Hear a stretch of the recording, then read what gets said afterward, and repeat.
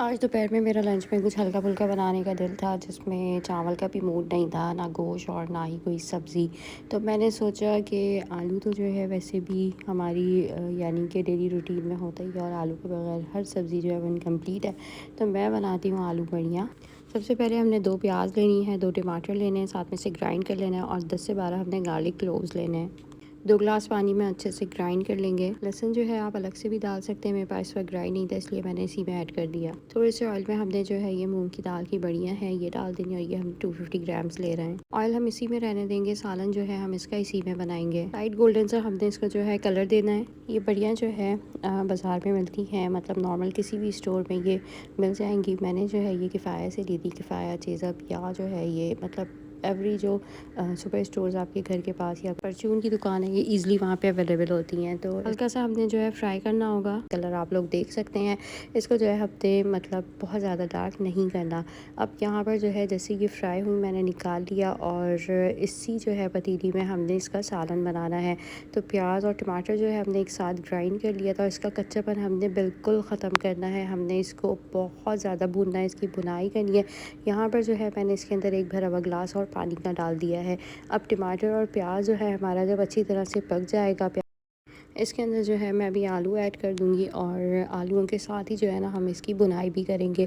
तो आलू जितनी देर में हमारे गलेंगे, बढ़िया तो हमारी ऑलरेडी फ्राई हुई हुई हैं, तो जल्दी से जो है ये बन जाने वाला सालन है। बच्चों को ज़रूर दिएगा, जो नहीं खाते ना शौक़ से खाएंगे। आलू जो है आप लोग इधर हमारे देख सकते हैं कि थोड़े बहुत पक चुके थे।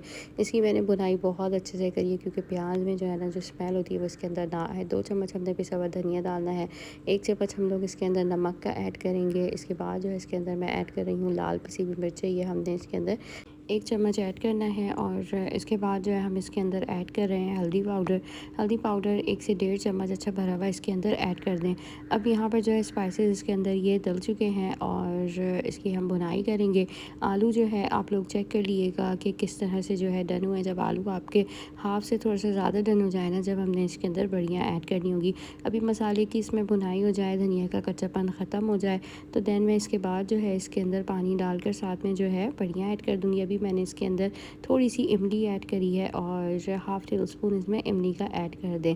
दही इसके अंदर जो है ज़रूरत नहीं है डालने की, टमाटर हम डाल चुके हैं, इसकी ग्रेवी इसी में बनेगी। अब यहाँ पर जो है आलू मैंने देखा तो मेरे हाफ़ से ज़्यादा डन थे, और बढ़िया जो है यहाँ पर मैंने ऐड कर दिए हैं। बहुत मज़ेदार ये आलू बड़ियों का सालन बनता है।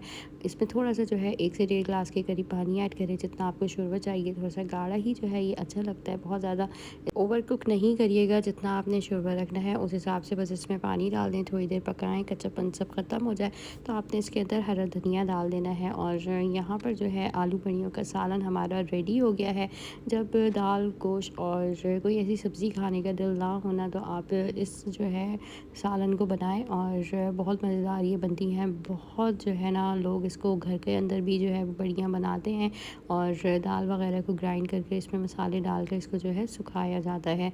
तो अब जो है इंस्टेंट दौर है, चीज़ें आपको जब बनी बनाई मिल जाती है ना, तो बस इसका सालन आप लोग बना लें, और इस रेसिपी को ट्राई ज़रूर करिएगा, आप लोगों को बहुत पसंद आएगी। गार्निशिंग के लिए हम इसके ऊपर हरा धनिया डाल रहे हैं, गरम मसाला आप लोग डाल सकते हैं। आप लोग किस सिटी से देख रहे हैं मुझे कमेंट करके ज़रूर बताइएगा, ताकि मैं आप लोगों का थैंक्स कर सकूं।